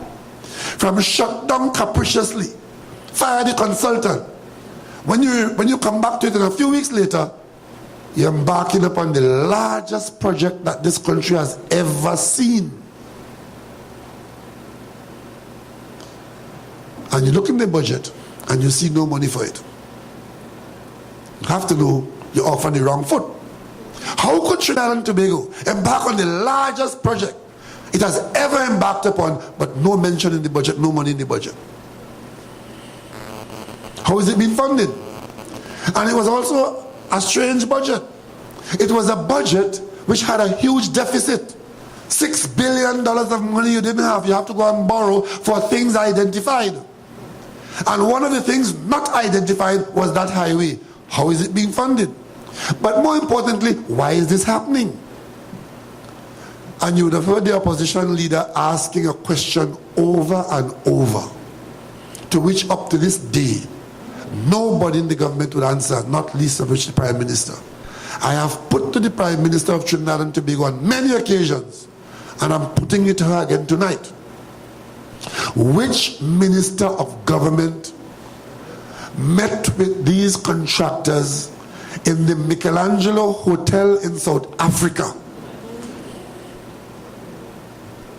And immediately after that meeting between a minister of the government of Trinidad and Tobago, a project that was cancelled came to life, and it was being executed with no funding in place. And not a soul in the government would respond to that. So it's okay. It's okay, you the people of Trinidad and Tobago, to accept that. A minister of government could meet with a contractor, and out of that meeting you could assume that decisions were made. What were those decisions? I don't know what decisions were made there, but I can tell you what the effects were of the contract coming into being the way it is. One, you had no proper funding. You deny yourself the funding of the IDB, which means you deny yourself long-term money available to us at a lower interest rate and a possible moratorium of between 3 to 5 years, which means you could have got the money, you could have spent it, paying it back over 20 years, and didn't have to start paying back capital for 5 years or 3 years, as the case might be. That's normal IDB. So you gave that up. But by starting the project without long-term funding in place, you are now funding it out of the daily receipts of the Treasury. Winston Buchanan knew that that was a bad thing to do.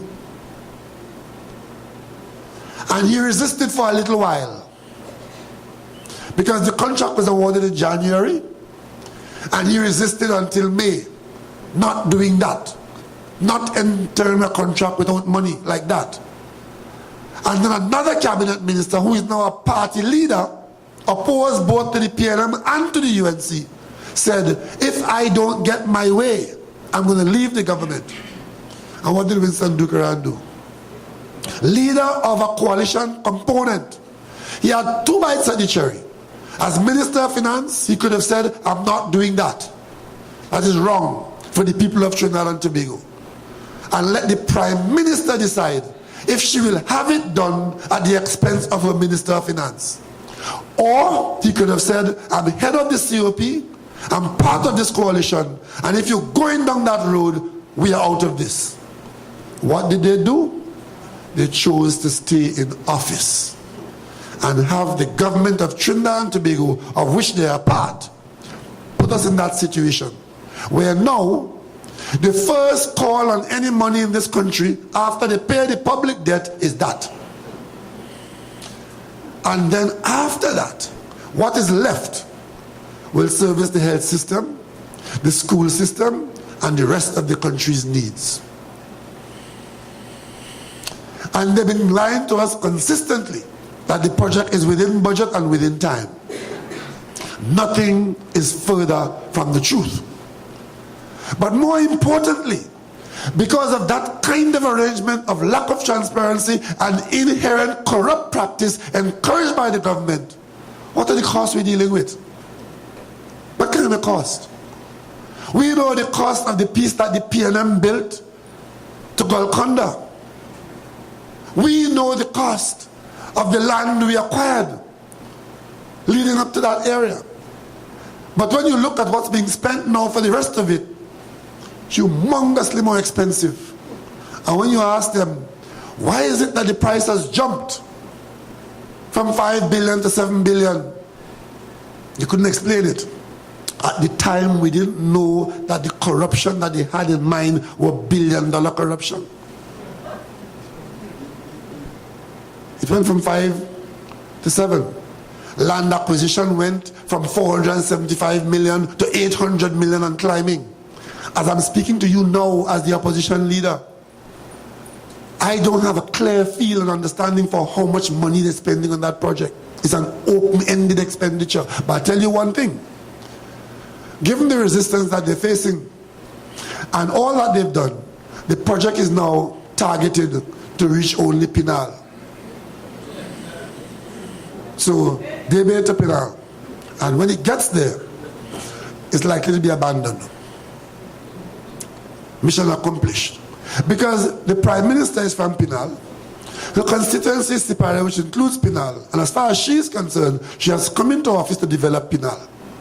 And that is why, in a little island like this, we're going to have 2 law schools. One in St. Augustine and one in Pinal.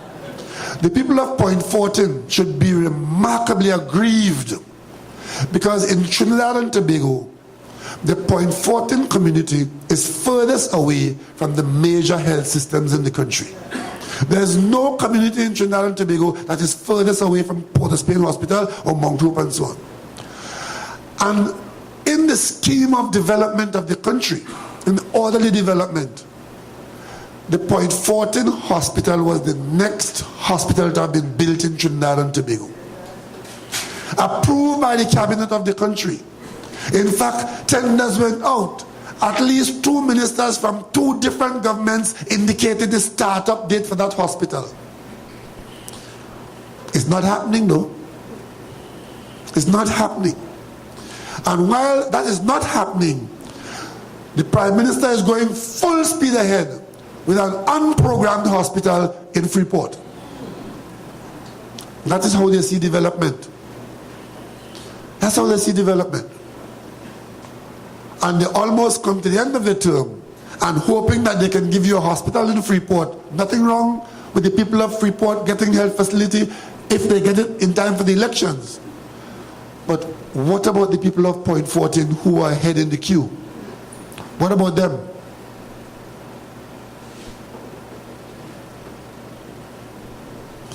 And that is how our development has gone. You look at the land distribution in Caroni. They like to tell Caroni workers how PNM oppressed them. And PNM means like a bad pill or a dose of Zabapip. But I was a minister of agriculture. And one of the things I dealt with during my term was an improvement in the pension arrangements to Caroni workers. Take it from sweetie money to something decent. I didn't hear anybody trumpeting any praise for the PNM for that. And when the external markets collapsed and we had to close down Caroni, there were 2 arrangements in place for land distribution in Caroni. One, land for residential. And the condition was, if you do not already own property, the government will do some developments in the central area on Caroni lands, and you, a Caroni worker who do not already own a piece of land or a property somewhere, would be entitled to get one of these plots at some peppercorn rate. And the same thing with farmland. If you wanted to farm and you were a Caroni worker who were now being severed, you had access to a parcel of farmland, 2 acres or thereabouts. And the PNM spent hundreds of millions of dollars putting in the infrastructure to make these housing lots and these farming lots accessible and usable. But while that's being done, this government kept telling Caroni people that they were brutalized, they were treated badly. The separation at Caroni was $2 billion paid to Caroni workers. $2,000 million to bring about that closure. But now, they who didn't close it, who didn't make the arrangement, they have a carte blanche now, where as long as you worked at Caroni, you are entitled to Caroni land. So every time there's an election, local or by election, the Prime Minister has Caroni land to give out. And what has been happening is that people who already own land, already own house, have been given land. As I speak to you now, some of those lands are back on the market for sale. I had a call last week from somebody in Tobago who was coming to Trinidad, moving to Trinidad, and had an offer from one of these ex-colony workers to sell them a plot of land for $240,000. Land which they just got from the state for $20,000. Now clearly, right, this land is coming back to market. And when I inquired, I discovered that a lot of these colony lots are now making their way into the commercial market space. Because the government has violated the original arrangements where those lands should only be accessed in that subsidized way by persons who did not already own property. And in some instances, as the investigations proceed, we have discovered that persons who are aged and infirm have been given significant pieces of colony land under the guise of getting farmland. People who can do no farming because they've gone well beyond their farming age, give them colony land. Land is valuable, but the government is giving it away left, right, and center, and under the guise that PNM owed it to you and didn't give it to you, and we are giving it to you. That is what is going on in Trinidad and Tobago today. Silently, quietly, and effectively. That is the idea of development. Well, that might suit one or two people, but that is not national development. That is not national development. National development has to do with industrialization.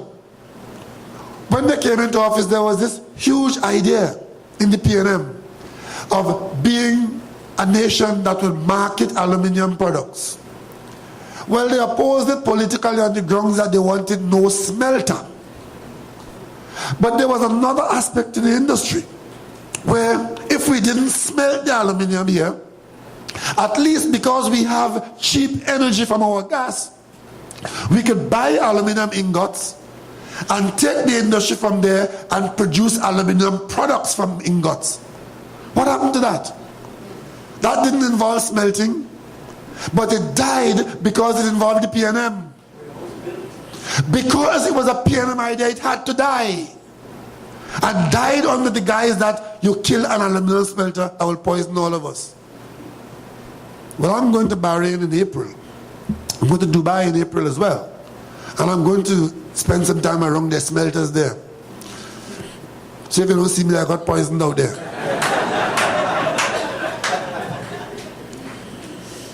You see, these are the kinds of decisions that have been made in this country.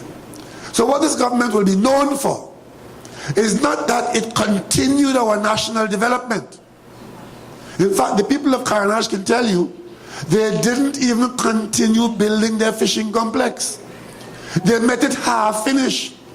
It is still there the way they met it 4 years, not a brick, not a pong, a mortar. It's still there, symbolizing how national development did not progress under this government. The people of Diego Martin can tell you development didn't continue for them because the Diego Martin Sports Complex, which they met under construction, is still there, the same way they met it.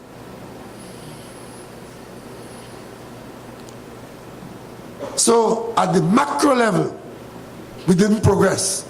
At the micro level in the constituencies where there are PNM MPs, we didn't progress. 4 years.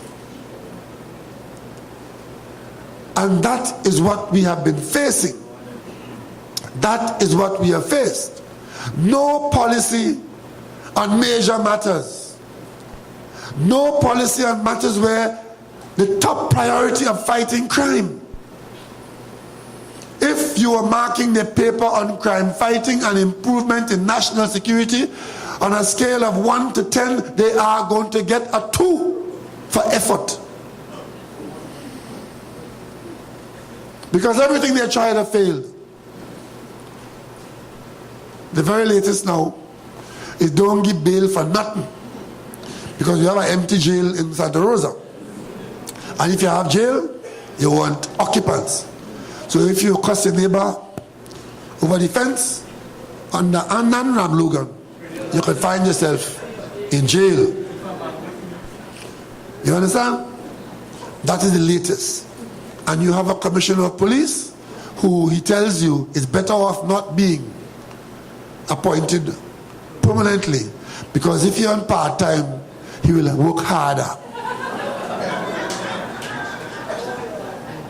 We have said to the government, come to the parliament any parliamentary day, bring the required amendment, and we will abolish this foolishness about trying to hire a commissioner of police from going around the world and going on Mars. That was a requirement of the UNC. Now I hear them saying it's PNM that passed it. Yes, it was passed by a PNM government.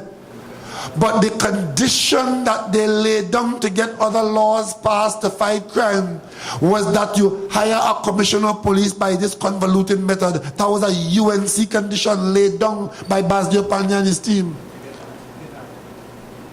To get to fight kidnapping, to pass laws against kidnapping, we had to agree to do that, knowing full well that it was not the right thing to do, the best thing to do, but that was the term that the UNC laid down. Put it to practice. New government come in, I was new opposition leader, new prime minister, and we are about to appoint a commissioner of police, October 2010. Prime minister agreed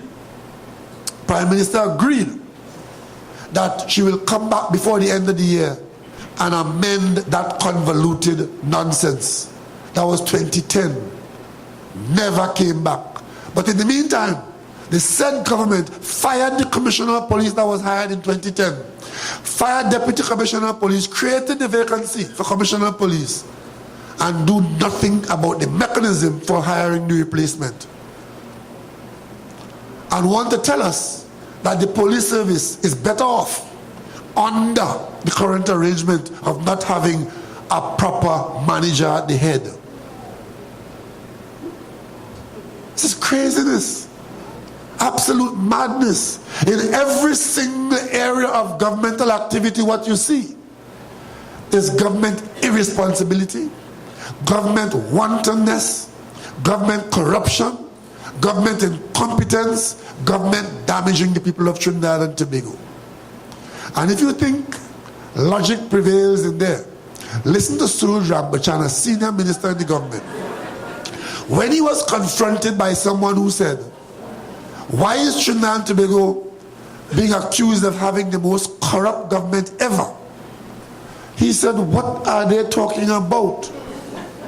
What corruption in this government are they talking about? It reminds me of, two mad fellas in the street, and they go in one direction one night, and they saw a heavenly body which looked like the moon. Well, one thought it was the moon and the other one thought it was the sun. So they met another madman coming the other direction and decided to ask him if that is the moon or the sun. And he promptly replied, but I ain't from around here.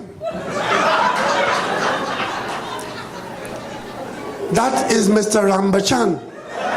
He ain't from around here. So he is the only person who don't know that this government is viewed by the wider population as the most corrupt government in the history of the Caribbean and the Commonwealth.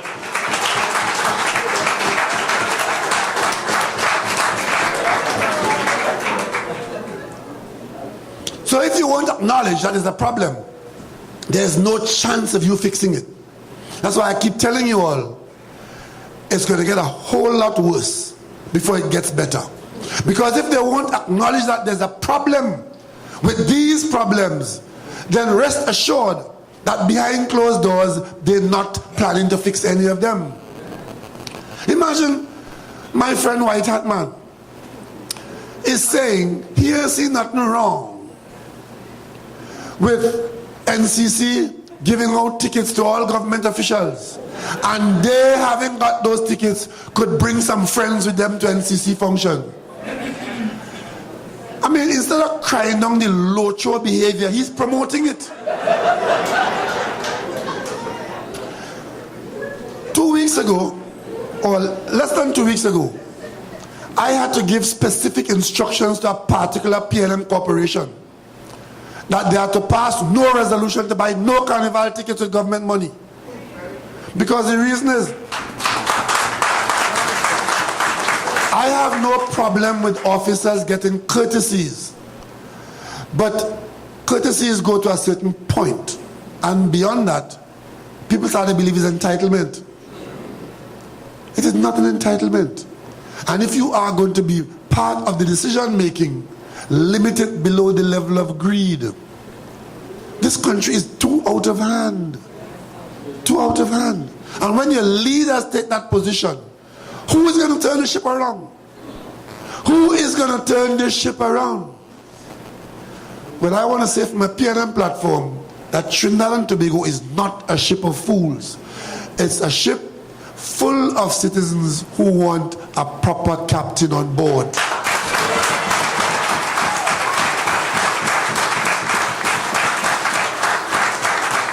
And that is why our internal elections are important. And I want to re-emphasize that I hold no ill feeling to any officer or any person who aspires to office in this party. It's a strong and healthy party where there's vibrancy and people wanting to contest office. And when people offer themselves, you have to recognize their effort and you thank them for offering themselves to serve. But having said that, the decision falls to you to choose wisely among those who are available to you. There's no point in saying, yes, we have choice and we have a democracy, and you choose square pegs to put in round holes.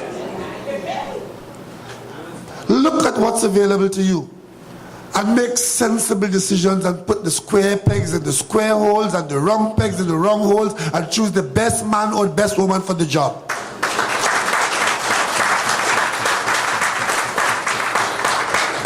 And once you do that without rancor and without ill will, everything's going to be all right. The election will not be a problem for the party. It will be a boon to us. It will be a mobilizer. It will be a strength in this organization that we could conduct an election. Because I tell you, if you can't conduct an election in your party, you have no right wanting to run this country. It's as simple as that. That's how I see it. In this election, party members, I would be holding out to you my own nomination to continue as political leader if you would have me.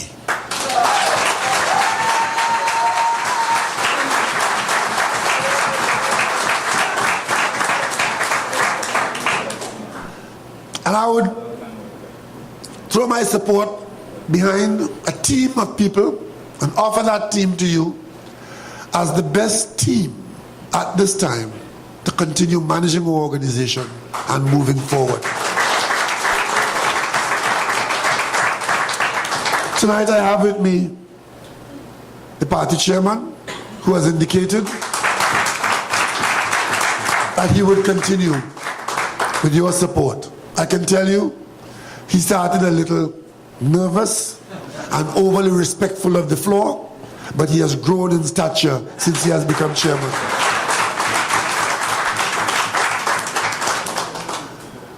Young Faris Al-Rawi, you leave him to me. I have responsibility for him. I will restrain him. Because you see, everybody likes Faris. And that's the problem. In politics, some people must not like you. Faris is easily the best public relations officer the PNM has ever had. I understand that there's a contest between him and Pointe-a-Pierre's Mr. Alves. That's one contest I'll keep my eyes on, right? Because our party throwing up two good people for the office of PRO, right? So let the others fight and try and talk about PNM business. We will conduct our elections civilly, and with brotherly love to make sure that at the end of the day we get the best person for the job and strengthen our organization. We have tonight the party elections officer, Foster Cummins, is here, and I understand that he will also be putting his name forward. And I can tell you tonight, now that we have some formalities out of the way, I have been advised that the one and only ambassadress, I don't want to say what she was, but I mean, the lady vice chairman in waiting, Camille Robinson Regis.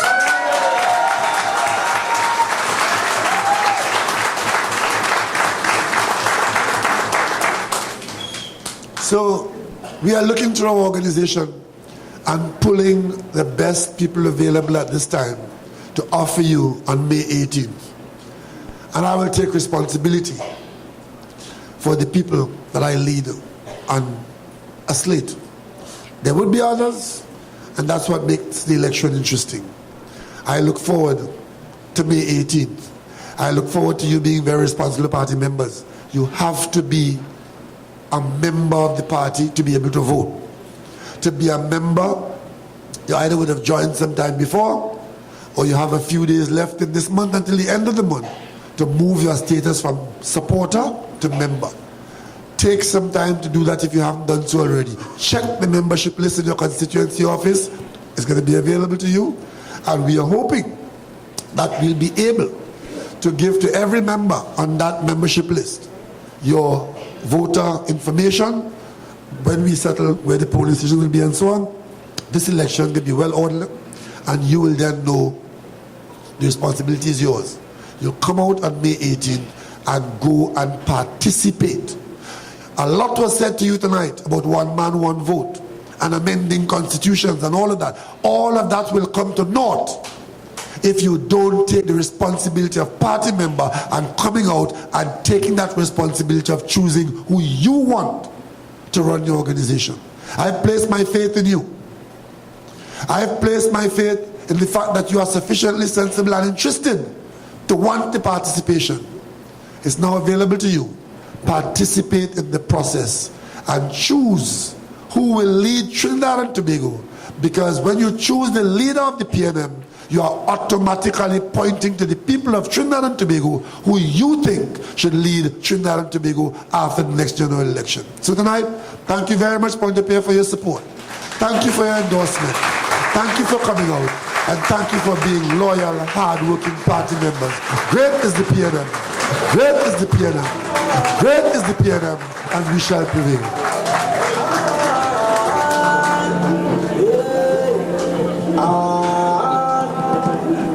Ladies and gentlemen, I said this country needs strong and dynamic leadership.